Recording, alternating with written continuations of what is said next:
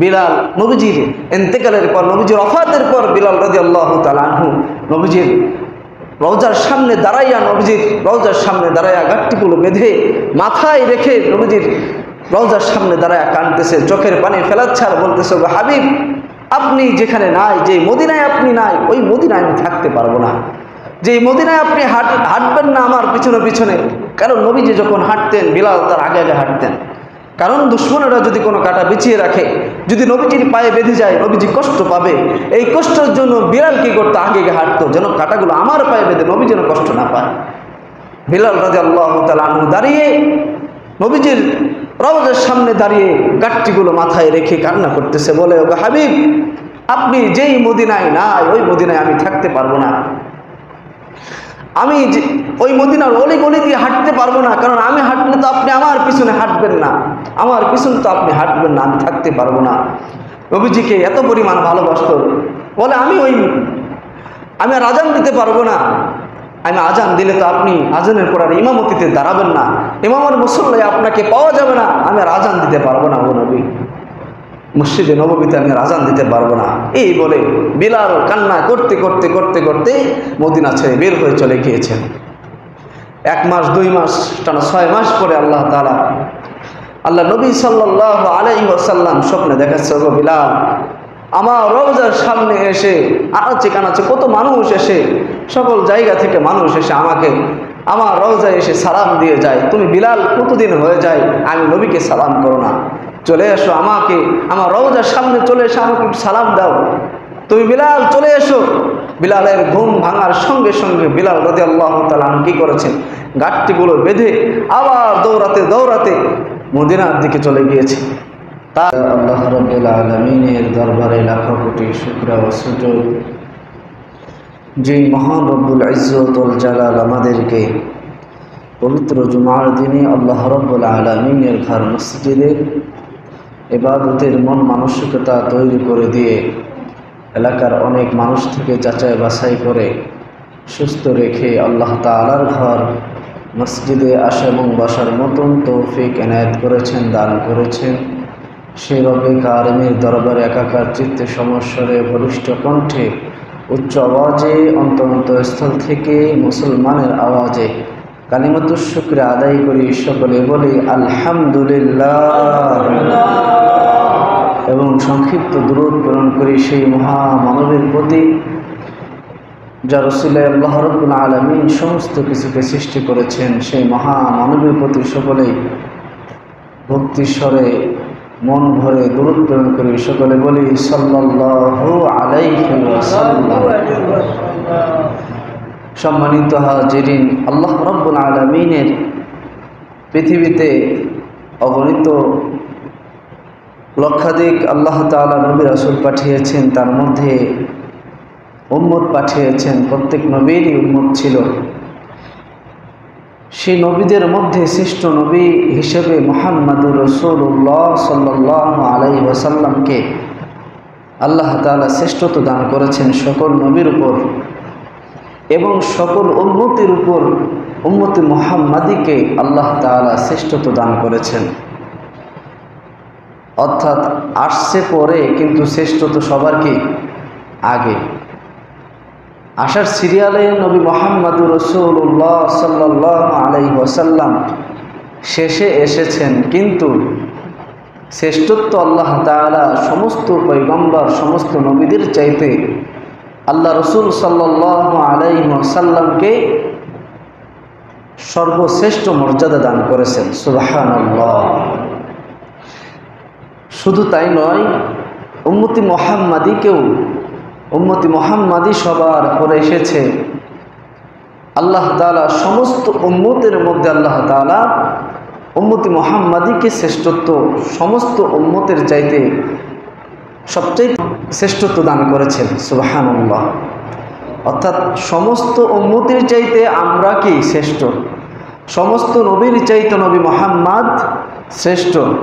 আসছে পরে, কিন্তু শ্রেষ্ঠত্ব সবার আগে, মর্যাদা সবার আগে। হ্যাঁ, শুধু তাই নয়, যে জান্নাতে যখন প্রবেশ করবে নবী মুহাম্মদুর রাসূলুল্লাহ সাল্লাল্লাহু আলাইহি ওয়াসাল্লাম, সবার আগে প্রবেশ করবে। সুবহানাল্লাহ। সমস্ত নবীর আগে নবী মুহাম্মদ সাল্লাল্লাহু আলাইহি ওয়াসাল্লাম প্রবেশ করবে। অন্যান্য উম্মতের চাইতে উম্মতি মুহাম্মাদি সবার আগে জান্নাতে প্রবেশ করবে। সুবহানাল্লাহ। এত নবী রাসূল আল্লাহ পাঠিয়েছেন, এত উম্মত আল্লাহ তাআলা পাঠিয়েছেন, আমাদের এত শ্রেষ্ঠ, এত মর্যাদা আল্লাহ তাআলা দিয়েছেন যে সবার আগে আমরা জান্নাতে প্রবেশ করব। আসছি সবার পরে, শ্রেষ্ঠত্ব আল্লাহ তাআলা আগে দিয়েছেন। একটা উদাহরণ দেওয়া যায়, যেমন মনে করেন আমরা যখন ঘুমাই আমাদের চোখ, কান, এরপরে যত অঙ্গ প্রত্যঙ্গগুলো আছে, হাত পাও, এগুলোর মধ্যে শেষে মানে সবার শেষে ঘুমায় কোন অঙ্গ একটু বলতে পারবেন? সবার শেষে ঘুমায় কিন্তু কান, সবার শেষে কানটা ঘুমায়। তো এটা উদাহরণ হলো এরকম যে সবার শেষে কান কিন্তু ঘুমায়, কানেরও কিন্তু ঘুম আছে না? আপনার চোখ ঘুমাইছে, আপনি কি করতেছেন? হাত দিয়ে বাতাস দিতেছে, এমন আছে না? ঘুমাইছে কিন্তু বাতাস দেয়, তার মানে কি? চোখ ঘুমাইছে, হাত ঘুমায় নাই। আবার দেখা যায় যে ঘুমাইছে, এদিকে পাও দিয়ে দেখা যাচ্ছে লাথি মেরে ওদিকে বেড়া উল্টায় দিছে। আবার দেখা যায় যে ঘুমাইছে, এদিক থেকে কাত ওদিকে সইছে, তার মানে কি? চোখ ঘুমে আছে কিন্তু তার বডিটা ঘুমে নাই, তার পাটা ঘুমে নাই, হাতটা দেখা যাচ্ছে নাড়াচ্ছে, তার হাত ঘুমায় নাই। হ্যাঁ, অঙ্গ প্রত্যঙ্গগুলো কি অনেক সময় ঘুমায় না, তো চোখ ঘুমাইছে। সবার শেষে কান ঘুমায়, কিন্তু যখন আপনি কোনো আওয়াজ হবে, আপনি ঘুমাইয়া রয়েছেন, যখন কোনো আওয়াজ হবে আপনার সর্বপ্রথম আপনার কিন্তু কান আগে জাগ্রত হবে। কান আগে কি হবে? জাগ্রত হবে। কানে আওয়াজ যাওয়ার সাথে সাথে আপনার চোখ খুলে যাবে, তাই না? আমি কি ভুল বলতেছি?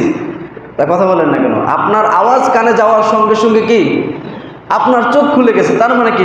সবার শেষে ঘুমাইলো কান, কিন্তু আওয়াজ পাওয়ার সঙ্গে সঙ্গে কানটাই কিন্তু সর্বপ্রথম জাগ্রত হলো। আর কান জাগ্রত হওয়ার সঙ্গে সঙ্গে অলরেডি আপনার জাগ্রত হয়ে গেল।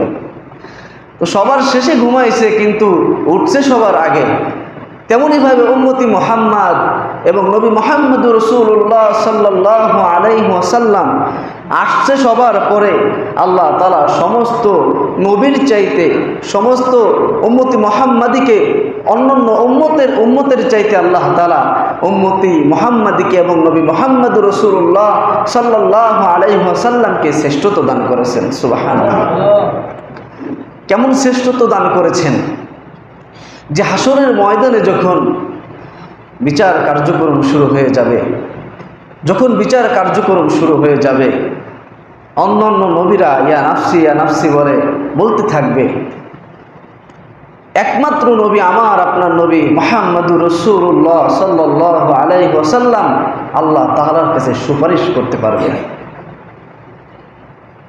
তার উম্মতের জন্য আল্লাহ তাআলার কাছে সুপারিশ করতে থাকবে, সিজদায় পড়ে যাবে, আল্লাহ তাআলার প্রশংসা করতে থাকবে। আল্লাহ তাআলা বলবেন, ও হাবিব আপনি উঠুন, আপনার আর প্রশংসা করতে হবে না, আপনার উম্মত আপনার যাকে ইচ্ছা তাকে আপনি নিয়ে জান্নাতে প্রবেশ করেন। সুবহানাল্লাহ। আপনার উম্মতদেরকে নিয়ে আপনি কি করেন? জান্নাতে প্রবেশ করেন। সেদিন নবী শাফায়াত করবে, সেদিন উম্মতের জন্য নবী শাফায়াত করবে।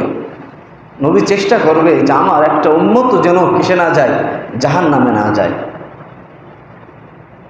নবীজি সাল্লাল্লাহু আলাইহি ওয়াসাল্লাম নিজের জন্য তো চিন্তা করবেন না, সবাই তো সবার জন্য চিন্তা করবে, কিন্তু নবী মুহাম্মদুর রাসূলুল্লাহ সাল্লাল্লাহু আলাইহি ওয়াসাল্লাম আমার আপনার জন্য, তার উম্মতের জন্য নবী পরেশান হয়ে যাবে যে আমার একটা উম্মত যেন জাহান্নামে না যায়।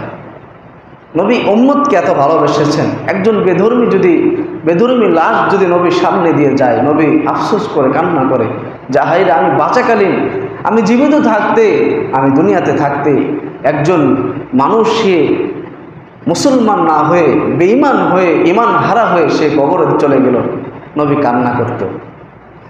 তাহলে তার উম্মতের জন্য নবীর কতটুকু ব্যথা, তার উম্মতের জন্য নবীর কতটুকু ব্যথা একটিবার চিন্তা করেছেন? যে যেই দিন হাসরের ময়দানে নবী অন্য নবীরা ইয়া নাফসি বলতে থাকবে, সেদিন আমার আপনার জন্য নবী সুপারিশ করবে, সাফায়াত করবে সেদিন আমার আপনার জন্য। কিন্তু কথা হলো যে কার জন্য সাফায়াত করবে? নবী কি সবার জন্যই সাফায়াত করবে? নবীর উম্মত হওয়ার জন্য, নবীর উম্মত হলেই কি সাফায়াত করবে? আমি বলতেছি আমি নবীর উম্মত, কিন্তু আমি নবীর যেই হক রয়েছে এই হকগুলো আমি আদায় করি না। কি করি না? আদায় করি না। আমি কি উম্মত হতে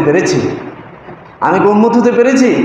আমি স্কুলে ভর্তি হয়ে থাকলাম, স্কুলে বই সব কিছু নিয়ে আমি আমার টেবিলের উপর রেখে দিলাম, কিন্তু একদিন ক্লাস করলাম না, একদিনও পড়লাম না। আমাকে কি শিক্ষক আমাকে ছাত্র বলে গণ্য করবে? আমাকে ছাত্র বলে শিক্ষক গণ্য করবে না।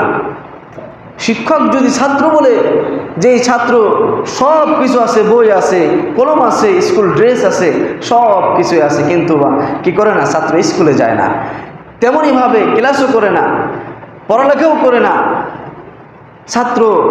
শিক্ষক ছাত্রকে ছাত্র বলে স্বীকৃতি দেয় না। তেমনইভাবে উম্মতি মুহাম্মাদি হয়ে নবীর হক যদি আদায় করতে না পারি, নবীও সেই দিন আমাকে আপনাকে উম্মত বলে আল্লাহ তাআলার কাছে পরিচয় দেবে না। আল্লাহ তাআলার কাছে পরিচয় দেবে না সেদিন আমাকে আপনাকে, যদি নবীর হক আদায় না করতে পারি। নবীর হক আদায় করতে হবে। কি হক? এক নাম্বার হক হলো যে নবী মুহাম্মদুর রাসূলুল্লাহ সাল্লাল্লাহু আলাইহি ওয়াসাল্লামকে আল্লাহ তাআলা যে কামালিয়াত দিয়েছেন, যে মুজিজা দিয়েছেন, আল্লাহ তাআলা নবীকে যে মুজিজা দিয়েছেন, এই মুজিজা নবীকে তো বিশ্বাস করতেই হবে। এবং নবীজি সাল্লাল্লাহু আলাইহি ওয়াসাল্লামকে যে মুজিজা দিয়েছেন, এই মুজিজাকেও আল্লাহ তাআলা নবীকে যেমন বিশ্বাস করতে হবে, নবীর মুজিজাকেও, নবীর কামালিয়াতকেও বিশ্বাস করতে হবে। কেমন? যে নবীজি সাল্লাল্লাহু আলাইহি ওয়াসাল্লামের অনেক মুজিজা রয়েছে, অনেক কামালিয়াত রয়েছে। যে নবীজি সাল্লাল্লাহু আলাইহি ওয়াসাল্লাম কিসে গিয়েছেন? মেরাজে গিয়েছেন। ওদের অনেক বিজ্ঞানী আছে বিশ্বাস করে না, অনেক বেধর্মী আছে বিশ্বাস করে না, অনেক মুসলমানের সন্তান আছে নাস্তিক বিশ্বাস করে না। ওটাকে উম্মত বলা যায় না।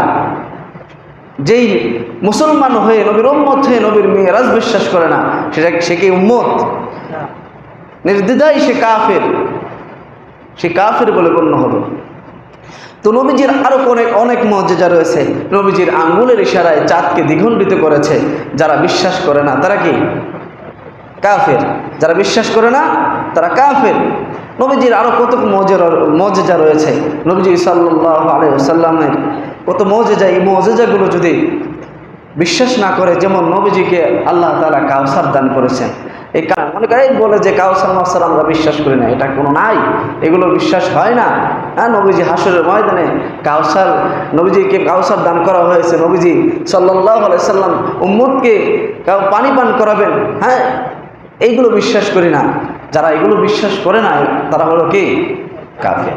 নবীকে শেষ নবী যারা মানে না, এরাও কাফের। এরাও কি? কাফের। তো নবীজির যে মুজিজা রয়েছে, এই মুজিজা এবং নবী মুহাম্মদুর রাসূলুল্লাহ সাল্লাল্লাহু আলাইহি ওয়াসাল্লাম শেষ নবী, তিনি শেষ নবী, তার মুজিজা উভয়টা আমাদের কি করতে হবে? বিশ্বাস করতে হবে। অধিকাংশ মুসলমানের সন্তান দিন শিক্ষা না করার কারণে, ছোট্ট থেকে পিতামাতা দিন শিক্ষা না করানোর কারণে দেখা যাচ্ছে যে একসময় সে অনেক বড় লেভেলে পড়ালেখা করতেছে, সে এমন পর্যায়ে চলে গেছে, সে বিজ্ঞানীতে বিশ্বাসী, আল্লাহর কোরআনে বিশ্বাসী না, নবীর হাদিসে বিশ্বাসী না, যার কারণে সে নাস্তিকতার মতো কথা বলে, সে নাস্তিকতার মতো কাজ করে। এবং এরকম আছে না? বহুত আছে।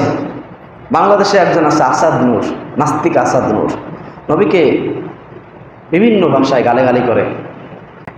এই বান্দা তো মুসলমান, এরপরও নবীকে গালাগালি করে, কারণ তার মধ্যে দিনের বুঝ নাই, দিনের শিক্ষা নেই। এই জন্য মাঝে মাঝেই যারা ওয়াইজিন আছে, যারা মিম্বারের খুতবা দেয়, ইমাম সাহেবরা আছে, বারবার বলে যে সন্তানদেরকে আগে দিন শিক্ষা দেন, কারণ তাকে তো দিন শিক্ষা শেখানো দরকার। সে দিন যদি শিক্ষা না করে সে নবীকে চিনবে না। সে যদি দিনের শিক্ষা না পায় সে নবীকে চিনবে না। যে নবীকে, নবীর সুন্নত কি, নবীর হক কি, এগুলো সে চিনবে না, কারণ তার মধ্যে দিনের বুঝ নাই। এই জন্য সন্তানদেরকে দিনে শিক্ষা দিতে হবে। খালেদ সাইফুল আইয়ুবী সাহেব তিনি একটা ঘটনা বলেছেন যে আমার এক বন্ধু মুফতি সাহেব সে এক জানাজায় গিয়েছে। দেখেন সন্তানদের কি পরিণতি, যে সে জানাজায় গিয়েছে, জানাজার নামাজ শেষ করার পরে এখন জানাজার জন্য যেই মুর্দা, এই মুর্দাকে কয়েকদিন রাখা হয়েছে। তার সন্তান আমেরিকা থেকে আসবে, বিদেশ থেকে আসবে, তার সন্তানের জন্য লাশকে কী করা হয়েছে, রেখে দেওয়া হয়েছে। অথচ নেককার বান্দারা যখন মারা যায় তারা বলে যে আমাকে আর কষ্ট দিও না, আমাকে তাড়াতাড়ি আল্লাহর কাছে পৌঁছায় দাও, আমাকে কি করো, আল্লাহ তাআলার কাছে পৌঁছায় দাও, দেরি করো না। অথচ আমরা দেখা যায় আমার সন্তান রয়েছে আমেরিকায়, আমার সন্তান রয়েছে কানাডায়, সৌদি আরব, আমার সন্তানের জন্য আমি লাশ 1 দিন 2 দিন 3 দিন 5 দিন রেখে দেই। তো যখন জানাজার নামাজ শেষ করলেন, জানাজার নামাজ শেষ করার পরে যেই মুর্দার ছেলে আমেরিকাতে থাকে, তো ওর আবার সন্তান আছে, ছোট্ট এক সন্তান। সেই সন্তান জানাজা শেষে বলতেছে, বাবা এখন কি আমার দাদুকে কি পুরানো হবে? বলে না নাউজুবিল্লাহ, বলতেছে আমার দাদুকে কি এখন পুরানো হবে? তার মানে মুসলমানের সন্তান, ও জানে না যে ওর দাদাকে যে পুরানো হবে নাকি দাফন করতে হবে। এলো মুসলমানের সন্তান। হিন্দি ফিল্ম দেখে দেখে, নাস্তিকদের কালচার দেখে দেখে সে যে জানে যে একজন মারা গেলে তাকে পুরানো হয়, তাকে কি করানো হয়, পুরানো হয়, এটা জানে। কিন্তু মুসলমানের সন্তান সে জানে না যে আমাদের ধর্মে যে কেউ মারা গেলে তাকে সুন্দরভাবে জানাজা করে দাফন কাফন শেষ করে তাকে কবরে রাখা হয়, এটা সে জানে না। কারণ কি, তার পিতা তাকে শিক্ষা দেয় না, এই শিক্ষা যে মারা গেলে পরে দাফন করতে হয়, মারা গেলে আমাদের ধর্মে পুরানো হয় না, এই শিক্ষা সে দেয় নাই। এজন্য সন্তানদেরকে বিশেষ করে দিন শিক্ষা দিতে হবে, যেন সন্তানরা নবীকে চিনতে পারে। তাহলে 1 নম্বর হক হলো নবীকে নবী বলে মানতে হবে, এবং নবীর যত কামালিয়াত রয়েছে, যত মুআজিজা রয়েছে, সমস্ত মুআজিজাকে কি করতে হবে, বিশ্বাস করতে হবে। 2 নম্বর হক হলো সাল্লাল্লাহু আলাইহি ওয়াসাল্লামকে কি করতে হবে, ইত্তেবা করতে হবে। যে নবীজি সাল্লাল্লাহু আলাইহি ওয়াসাল্লাম, ইত্তেবা কিভাবে করবেন? নবীজি সাল্লাল্লাহু আলাইহি ওয়াসাল্লামকে, নবী সাল্লাল্লাহু আলাইহি ওয়াসাল্লাম যেভাবে চলেছেন, যেভাবে চলতে বলেছেন, সেভাবে আমাকে আপনাকে চলতে হবে। এটাও নবীজির একটা হক। নবীজির কথা মতো, নবীজির দেখানো পথে আমাকে আপনাকে চলতে হবে। তাহলে নবীজির 2 নম্বর হক হলো যে নবীজির যে কথাগুলো রয়েছে, নবীজির সুন্নত তরিকা, নবীজির তরিকায় আমাকে আপনাকে আপনার জীবনটা চালাতে হবে। 3 নম্বর হক হলো যে নবী সাল্লাল্লাহু আলাইহি ওয়াসাল্লামকে ভালোবাসতে হবে। নবীজি সাল্লাল্লাহু আলাইহি ওয়াসাল্লামকে ভালোবাসতে হবে। 3 নম্বর হক। কেমন ভালোবাসতে হবে? নবীজি সাল্লাল্লাহু আলাইহি ওয়াসাল্লাম বলেছেন, লা ইউমিনু আহাদুকুম হাত্তা আকুনা হাব্বা ইলাইহি মিন ওয়ালিদিহি ওয়া ওয়ালাদিহি ওয়ান নাস আজমাইন। নবীজি সাল্লাল্লাহু আলাইহি ওয়াসাল্লাম বলেছেন, আমাকে কেমন ভালোবাসতে হবে? তোমার জানের চাইতে আমাকে বেশি ভালোবাসতে হবে, তোমার সন্তানের চাইতে আমাকে বেশি ভালোবাসতে হবে। একদিকে তোমার সন্তান, একদিকে আমি তোমার আগে। একদিকে তোমার জান, একদিকে আমি তোমার আগে। একদিকে তোমার বিবি, একদিকে আমি তোমার আগে। একদিকে তোমার চাকরি, একদিকে আমি তোমার আগে। একদিকে তোমার পৃথিবী, একদিকে আমি তোমার আগে। নবীজিকে এরকম ভালোবাসতে হবে। ততক্ষণ পর্যন্ত একজন মুমিন হতে পারবে না যতক্ষণ পর্যন্ত নিজের জীবনের চাইতে, নিজের জানের চাইতে এবং নিজের সন্তানাদি এবং পৃথিবীর সমস্ত কিছুর চাইতে যতক্ষণ পর্যন্ত নবী মুহাম্মদুর রাসূলুল্লাহ সাল্লাল্লাহু আলাইহি ওয়াসাল্লামকে ভালোবাসতে না পারবে, ততক্ষণ পর্যন্ত কি হতে পারবে না? প্রকৃত মুমিন হতে পারবে না, প্রকৃত উম্মত হতে পারবে না।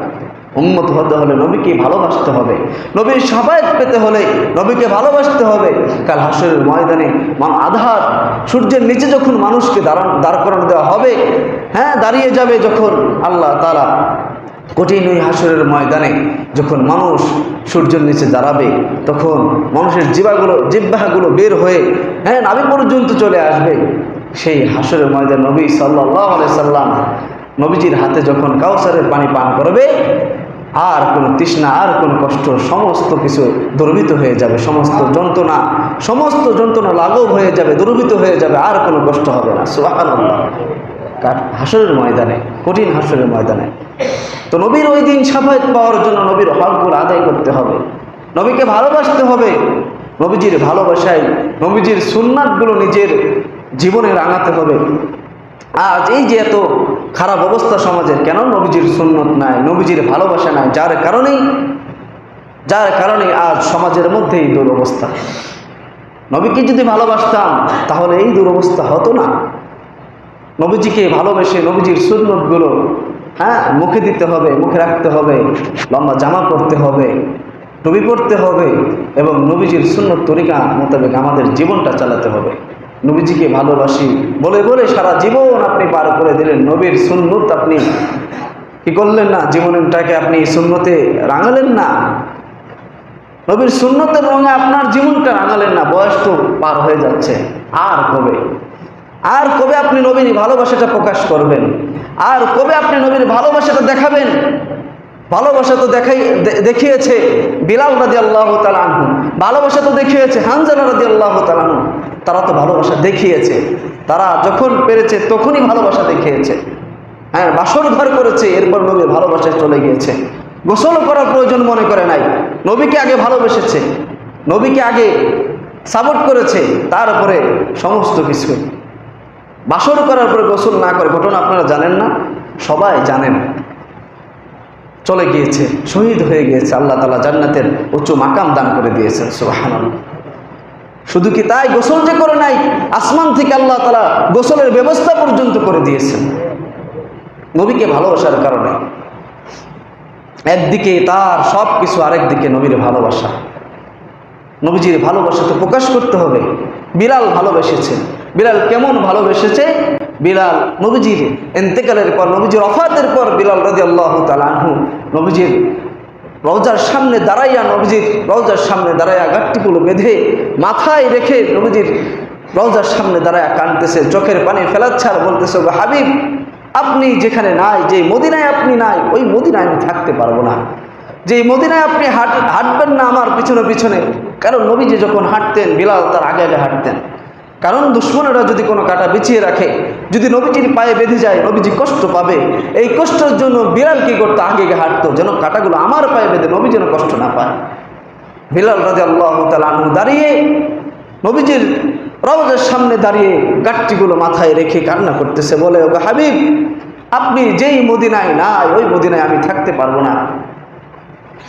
আমি ওই মদিনার অলি গলি দিয়ে হাঁটতে পারবো না, কারণ আমি হাঁটলে তো আপনি আমার পিছনে হাঁটবেন না, আমার পিছনে তো আপনি হাঁটবেন না, আমি থাকতে পারবো না। নবীজিকে এত পরিমাণ ভালোবাসত, বলে, আমি আর আজান দিতে পারবো না, আমি আজান দিলে তো আপনি আজানের পর আর ইমামতিতে দাঁড়াবেন না, ইমামের মুসল্লায় আপনাকে পাওয়া যাবে না, আমি আর আজান দিতে পারবো না, ও নবী, মসজিদে নববীতে আমি আর আজান দিতে পারবো না। এই বলে বিলাল কান্না করতে করতে করতে করতে মদিনা ছেড়ে বের হয়ে চলে গিয়েছেন। 1 মাস 2 মাস টানা 6 মাস পরে আল্লাহ নবী সাল্লাল্লাহু আলাইহি ওয়াসাল্লাম স্বপ্নে দেখাচ্ছে, ওগো বিলাল, আমার রওজার সামনে এসে আনাচে কানাচে কত মানুষ এসে, সকল জায়গা থেকে মানুষ এসে আমাকে আমার রওজায় এসে সালাম দিয়ে যায়। তুমি বিলাল, কতদিন হয়ে যায় আমি নবীকে সালাম করো না, চলে এসো, আমাকে আমার রওজার সামনে চলে এসে আমাকে সালাম দাও। তুমি বিলাল চলে এসো। বিলালের ঘুম ভাঙার সঙ্গে সঙ্গে বিলাল রাদিয়াল্লাহু তাআলা কি করেছেন, গাঁটটিগুলো বেঁধে আবার দৌড়াতে দৌড়াতে মদিনার দিকে চলে গিয়েছে। তার এই 6 মাস পরে যে বাচ্চা, 6 মাস পরে যে আশা দেখলো, বা অনেক ছোট্ট ছোট্ট সন্তানরা দেখে বলে, তাদের মার কাছে গিয়ে বলে, ওগো মা, বিলাল রাদিয়াল্লাহু তাআলা আনহু নবীর সাহাবী, দেখলাম যে রাস্তা দিয়ে যাচ্ছে, আমার মনে হয় নবীও হয়তো আসতেছে। নবী হাঁটলে তো বিলাল সামনে দিয়ে হাঁটতো, যেহেতু বিলাল গিয়েছে হয়তো নবীজি পিছনে পিছনে আসতেছে, চলো মা যাই, নবীকে দেখে আসি। কতদিন হয়ে যায় নবীকে দেখতে পারি না। সন্তানরা, ছোট্ট ছোট্ট সন্তানরা নবীর ভালোবাসায় বলতেছে, চলো যাই মা, নবীকে দেখে আসি। তো বিলাল রাদিয়াল্লাহু তাআলা আনহু চলে গিয়েছেন। যাওয়ার পরে এবার তাকে আজান দেওয়ার কথা বলা হলো, সকলেই বিলালকে দেখতে চলে এসেছে। বিলালকে আজান দেওয়ার কথা বলা হলে বিলাল বলে, না, আমি আজান দিতে পারবো না, কারণ আমি আজান দিলে তো নবী ইমামতি করবে না, আমি আজান দিতে পারবো না। সকলেই বলতেছে, আজান দাও, আজান দেয় না। হাসান হুসাইন রাদিয়াল্লাহু তাআলা আনহু তারা এসে বলে যে ওগো বিলাল তুমি আজান দাও, তোমার আজান শুনলে আমার নানার কথা অনেক মনে পড়ে যাবে, তুমি আজান দিলে আমার নানার কথা আমার স্মরণ হবে, আজান দাও বিলাল। বিলাল রাদিয়াল্লাহু তাআলা আনহু আজান দিতেছেন, আল্লাহু আকবার বলে আজান দিতেছেন, আশহাদু আল্লা ইলাহা ইল্লাল্লাহ বলতেছেন, আশহাদু আল্লা ইলাহা ইল্লাল্লাহ বলতেছেন। যখন আশহাদু আন্না মুহাম্মাদুর রাসূলুল্লাহ বলছে, সঙ্গে সঙ্গে বিলাল মাটিতে অজ্ঞান হয়ে পড়ে গিয়েছে। এত পরিমাণ বিলাল ভালোবেসেছে, বিলাল ভালোবাসা প্রকাশ করেছে। অথচ আমি আপনি মুসলমান, নবীর উম্মত হয়েছি, কিন্তু নবীর ভালোবাসা প্রকাশ করতে পারি না, নবীর ভালোবাসায় দাড়িটা রাখতে পারি না বলে আমার বয়সটা বেড়ে যাবে, নবীর ভালোবাসায় জামাটা পরতে পারি না, লম্বা জামাটা পরতে পারি না, আমাকে খ্যাত লাগবে, দাঁড়িয়ে রাখলে আমাকে খ্যাত লাগবে, মানুষ গাইয়া বলবে, আমাকে অনেক উপহাস করবে। নবীর ভালোবাসা এটা আমি আপনি রাখতে পারি না, নবীর ভালোবাসা প্রকাশ করতে পারি না। অন্তরেই রাখলে তো হবে না, নবীর ভালোবাসা তো প্রকাশ করতে হবে। সাহাবীরা প্রকাশ করেছে, আপনিও নবীর ভালোবাসা প্রকাশ করে দেন, বলেন ও আল্লাহর নবী আমি তোমার ভালোবাসাটা প্রকাশ করেছি। কবরে গেলে আপনি বলতে পারবেন আর কোনো আমল আনি নাই, শুধু নবীর সুন্নত এটা জিন্দা রেখেছি, এটা এনেছি। আল্লাহ তাআলা হয়তো আপনার এই সুন্নতের কারণেও মাফ করে দিতে পারেন, এই সুন্নতের কারণেও মাফ করে দিতে পারেন। এই জন্য সম্মানিত হাজিরিন, আমরা অনেকেই আছি যারা নবীর সুন্নত একদমই আমরা কি করি না, মনে করি এই সুন্নতটা সুন্নত না, মানে এটা কোনো গ্রহণযোগ্যই মনে করি না, যে এই সুন্নতের যে বরকত রয়েছে এবং ফজিলত রয়েছে এটা মনে করি না। সম্মানিত হাজিরিন, আল্লাহ নবীকে ভালোবাসতে হবে, নবীর ভালোবাসাটা প্রকাশ করতে হবে। এই হলো 3 নম্বর হক। 4 নম্বর হক হলো যে নবীর প্রতি দরুদ পড়তে হবে। নবীর প্রতি কি করতে হবে? নবীর প্রতি সর্ব অবস্থায় দরুদ পড়তে হবে। শুধুমাত্র আমরা জিলাপি আর বাতাসা আসলে আর খিচুড়ি আসলে শুধু মিলাদ করি আর হলো কি নবীর দরুদ করি, আর কোনোদিন পড়ার প্রয়োজনও মনে করি না। জিলাপি না থাকলে যদি বলে যে দোয়ার আয়োজন আছে বসেন, বসে না, বসতে চায় না। যে নবীর সুন্নত সম্বন্ধে কিছু কথা বলা হবে, বসেন, বসে না। জিলাপি নাই, বসবে কেন? শুধু জিলাপি আর বাতাসা আর খিচুড়ি আসলেই যে নবীর প্রতি মহাব্বতে মিলাদ করতে হবে এমনটা নয়, নবীর প্রতি দরুদ পড়তে হবে এমনটা নয়, সর্ব অবস্থায় দরুদ পড়তে হবে। আল্লাহ বলেন ইন্নাল্লাহা ওয়া মালাইকাতাহু, আমি যে আয়াত তেলাওয়াত করেছিলাম, ইন্নাল্লাহা ওয়া মালাইকাতাহু ইউসাল্লুনা আলান নবী ইয়া আইয়ুহাল্লাযীনা আমানু সাল্লু আলাইহি ওয়া সাল্লিমু তাসলিমা। আল্লাহ তাআলা বলে যে আমি নবীর উপর দরুদ পড়ে, আমার ফেরেশতারা দরুদ পড়ে, আমার কুল কায়নাত সমস্ত কিছু দরুদ পড়ে, তোমরা মানুষেরাও কি করো? নবীর উপর দরুদ পড়ো। সুবহানাল্লাহ। সর্ব অবস্থায় তোমরা নবীর উপর দরুদ পড়ো। দরুদ পড়লে কি হবে? দরুদ পড়লে ফায়দা হলো যে নবীজি সাল্লাল্লাহু আলাইহি ওয়াসাল্লামের প্রতি যারা অধিক দরুদ পড়বে, বেশি বেশি দরুদ পড়বে। আপনি হাঁটতেছেন, আপনি বড় দরুদ পারেন না, আল্লাহুম্মা সাল্লি আলা মুহাম্মদ পারেন না, আপনি পড়েন সাল্লাল্লাহু আলাইহি ওয়াসাল্লাম, সাল্লাল্লাহু আলাইহি ওয়াসাল্লাম। সারাদিন আপনি জপতে থাকেন, সারাদিন কি করতে থাকেন? জপতে থাকেন। আরেকটা দরুদ রয়েছে, মনে আসলো তাই বলতেছি, যে আজকে তো জুমার দিন, আসরের নামাজ শেষ করে কেউ যদি আল্লাহুম্মা সাল্লি আলা মুহাম্মাদিন নাবিয়্যিল উম্মি ওয়া আলা আলিহি ওয়া সাল্লিম তাসলিমা, এই দুরূদটা 80 বার করে আল্লাহ তাআলা তার 80 বছরের গুনাহ মাফ করে দেয়। সুবহানাল্লাহ। 80 বছরের নেকি আল্লাহ তাআলা তার আমলনামায় দান করে। আসরের নামাজ শেষ করে নিজ নিজ জায়গায় বসে কেউ যদি এই দুরূদটা পাঠ করে, যেখানে নামাজ পড়ছেন ওইখানেই বসে আপনি কি করবেন? এই দুরূদটা 80 বার পাঠ করবেন। এই দরুদটা পাঠ করলে যদি কেউ পাঠ করতে পারে 80 বছরের গুনাহ আল্লাহ তাআলা মাফ করে দেয়, 80 বছরের নেকি আল্লাহ তাআলা তার আমলনামা উঠায়া দেয়। তো সম্মানিত হাজিরিন, এই হলো 4টা হক। এই 4টা হক যদি কেউ সঠিকভাবে আদায় করতে পারে, আমি আপনি যদি হকগুলো আদায় করতে পারি, যুবক ভাই যারা রয়েছেন, মুরব্বী বাবা যারা রয়েছেন, আমরা যুবক রয়েছি এই জন্য আমরা নবীর সুন্নতগুলো মানব না, নবীর ভালোবাসা আমাদের দিলে থাকবে না এমনটা নয়। সকলকেই নবীকে ভালোবাসতে হবে। আমার আপনার মতন যুবক, কত যুবক নবীর ভালোবাসায় বুলেটের সামনে তার বুকটা দিয়ে দিয়েছে, আপনারা জানেন না? নবীর ইজ্জতের উপর আঘাত করেছে, তখন নবীর ভালোবাসায়, নবীর চরিত্র নিয়ে যখন কালিমা লেপন করেছে, তখন নবীজির ভালোবাসায় তারা বুলেটের সামনে তাদের বুকটা পেতে দিয়েছে। ওই যে ভোলার বুরহানুদ্দিন স্কুলের ছাত্র, তার শরীরটা দেখেছিলাম যে এমন কোনো জায়গা নাই যে বুলেটটা লাগে নাই, এমন কোনো জায়গা নাই তার শরীরে বুলেট লাগে নাই, যা জাজরা করে দিয়েছিল তার শরীরটাকে, নবীজির ভালোবাসায় গিয়েছিল।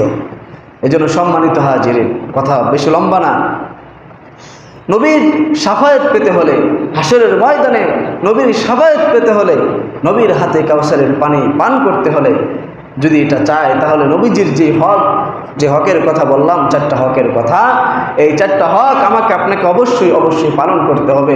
নবীর ভালোবাসা দিলের মধ্যে রাখতে হবে। যদি আমি আপনি এই 4টা হক সঠিকভাবে আদায় করতে পারি, আল্লাহ রাব্বুল আলামিন আশা করা যায় কাল হাসরের ময়দানে নবী আমাকে আপনাকে শাফায়াত করে আল্লাহ তাআলা আল্লাহ রাসূলের সাথে আমাকে আপনাকে জান্নাতে প্রবেশ করাবে। সুবহানাল্লাহ। কেউ যদি নবীকে ভালোবাসে, নবী বলেন আমাকে যদি কেউ ভালোবাসে, আমার সুন্নাতকে কেউ যদি ভালোবাসে, কানা মাইফিল জান্নাহ, সে আমার সাথে কি করবে? জান্নাতে প্রবেশ করবে। সুবহানাল্লাহ। এই জন্য সম্মানিত হাজিরিন, আল্লাহ রাব্বুল আলামিন আমাদের সকলকে নবীর সুন্নত তরিকা মোতাবেক জীবনটা চালানোর তৌফিক দান করেন এবং নবীর যে হকের কথা বললাম 4টা হক, এই হকগুলো সঠিকভাবে আদায় করার তৌফিক এনায়েত করেন, দান করেন। সকলে বলে আমিন।